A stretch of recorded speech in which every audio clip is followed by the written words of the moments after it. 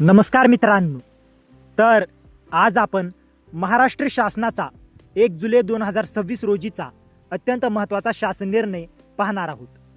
या GR मध्ये स्वर्गीय भाऊसाहेब फुंडकर फळबाग लागवड योजना अंतर्गत सन 2026-27 या आर्थिक वर्षासाठी निधी वितरणाबाबत मोठा निर्णय घेण्यात आला आहे.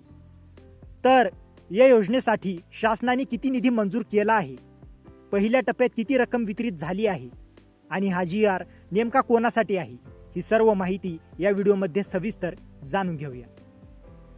तर या शासन निर्णयानुसार अनुसूचित जाती घटकांसाठी राबविण्यात येणाऱ्या स्वर्गीय भाऊसाहेब फुंडकर फळबाग लागवड योजनेसाठी सन 2026-27 या आर्थिक वर्षात एकूण 1000 लाख रुपये म्हणजे 10 कोटी रुपये इतका नियतव्यय मंजूर करण्यात आला आहे. मात्र संपूर्ण निधी एकाच वेळी न देता शासनाने पहिल्या टप्प्यात 200 लाख रुपये म्हणजेच 2 कोटी रुपये वितरित करण्यास प्रशासकीय मान्यता दिली आहे. तर हा निधी कोणाला देण्यात आला, तर हा निधी अपर मुख्य सचिव कृषी व पदुम विभाग यांना अर्थसंकल्पीय निधी वितरण प्रणालीद्वारे वितरित करण्यात आला आहे. यातून जिल्हा स्तरावर आणि पुढे लाभार्थ्यांसाठी आवश्यक कार्यवाही केली जाणार आहे. तर शासनाने कोणत्या अटी घातल्या आहेत, तर या GR मध्ये काही महत्त्वाच्या सूचना देखील देण्यात आल्या आहेत. निधी फक्त ज्या उद्देशासाठी मंजूर झाला आहे त्याच उद्देशासाठी खर्च करायचा. अनावश्यक खर्च टाळून काटकसरीने निधी वापरायचा. मंजूर आराखड्यानुसार चालू आर्थिक वर्षातच निधी खर्च करण्याची जबाबदारी संबंधित अधिकाऱ्यांची असेल.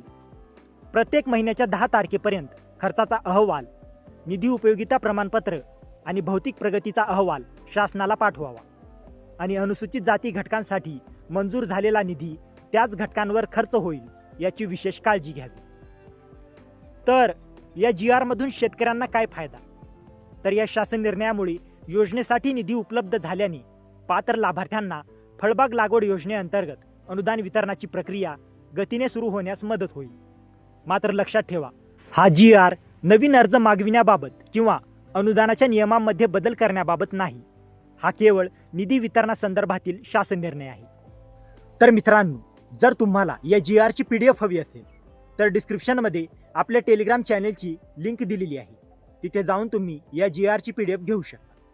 आणि हा व्हिडिओ उपयुक्त वाटला असेल तर व्हिडिओला लाईक करा, शेअर करा आणि अशाच महत्त्वाच्या GR अपडेटसाठी आपल्या चॅनलला सबस्क्राईब करा. तर मित्रांनो, भेटूया अशाच एका महत्त्वाच्या पुढच्या व्हिडिओमध्ये. जय हिंद, जय महाराष्ट्र.